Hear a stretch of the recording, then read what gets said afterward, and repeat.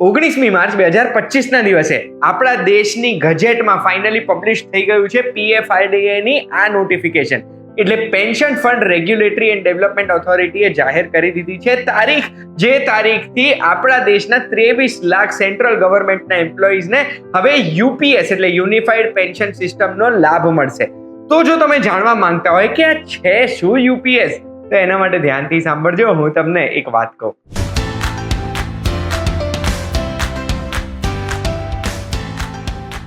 એક વાત કહું, આપનું સ્વાગત છે. મારું નામ છે ગુંજ ઠક્કર અને આ વિડીયો પછે ત્યાં સુધી યુપીએસ ની સંપૂર્ણ માહિતી તમારી પાસે હશે.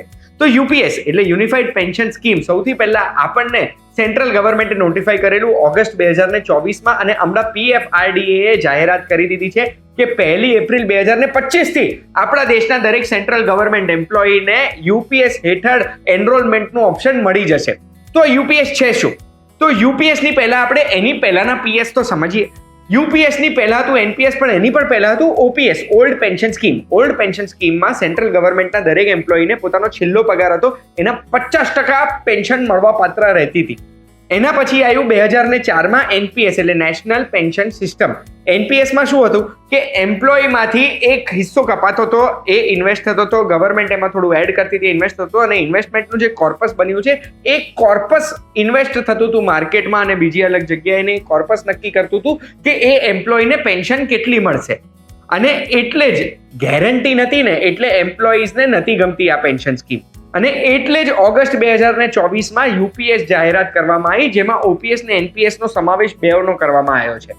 ઓપીએસમાં જેમ છેલ્લા પગારના 50% મળતા હતા, એમ યુપીએસ એટલે યુનિફાઈડ પેન્શન સ્કીમ જે લાગુ થવાની છે એમાં બી એવું મળશે કે જે છેલ્લા 12 મહિનાનો પગાર હતો ને સેન્ટ્રલ ગવર્મેન્ટ એમ્પ્લોયીનો, એની એવરેજ કાઢવામાં આવશે ને એના 50% પેન્શન દર મહિને મળતી રહેશે એમને.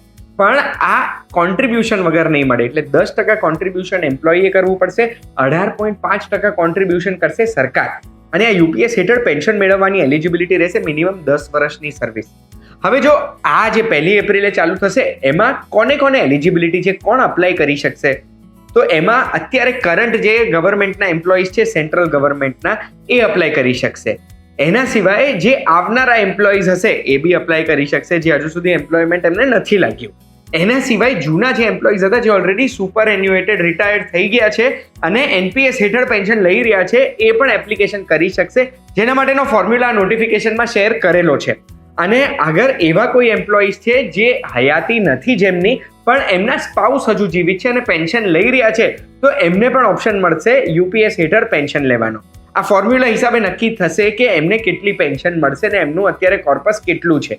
બેસિકલી એનપીએસમાં જો કોન્ટ્રીબ્યુશન કરેલું છે અને આપણે યુપીએસમાં જવું હોય તો એ ફોર્મ્યુલા નક્કી કરશે કે કઈ રીતે આપણે જઈ શકીએ છીએ. થોડોક કોમ્પ્લિકેટેડ છે, મને સમય લાગશે. અગર એ ફોર્મ્યુલા પણ તમારે સમજવો છે તો કમેન્ટમાં મને જણાવજો, એના ઉપર પણ એક એપિસોડ બનાવી દઈશ. એક વાત કહું, હવે જો યુપીએસનું હું તમને ડિટેલ્ડ કેટલી પેન્શન મળવા પાત્ર છે એ બી સમજાવવા માંગુ છું. તો સૌથી પહેલા કોઈ પણ સેન્ટ્રલ ગવર્મેન્ટ એમ્પ્લોય છે જેમની કારકિર્દી 25 વર્ષ કે તેથી વધુ સમયની છે, તો એમને મેં જેમ કીધું એમ 50% પેન્શન મળવા પાત્ર છે, જે એમની છેલ્લા 12 મહિનાનો એવરેજ પગાર હતો એના 50%. પણ જો 10 વર્ષથી લઈને 25 વર્ષ સુધીની એમની કારકિર્દી રહે છે, તો એવા સંજોગોમાં અગર 10 વર્ષની કારકિર્દી છે, જેમ મેં તમને એલિજિબિલિટીમાં કીધું કે મિનિમમ 10 વર્ષ જોઈએ, તો મિનિમમ અશ્યોર્ડ પેન્શન 10,000 રૂપિયાની હશે.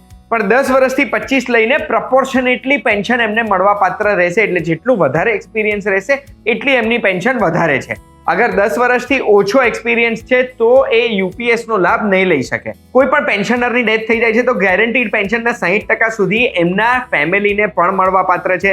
પછી જે ડિયરનેસ રિલીફ છે એ પણ કન્ઝ્યુમર પ્રાઇસ ઇન્ડેક્સના આધાર ઉપર કેલ્ક્યુલેટ કરવામાં આવશે. ફિલહાલ યુપીએસ ની સંપૂર્ણ માહિતી મેં તમને આપી દીધી. 1 એપ્રિલ 2025 થી ગવર્મેન્ટ એમ્પ્લોય સિલેક્ટ કરી શકશે. શું આ માહિતીથી તમને કંઈ નવું જાણવા મળ્યું?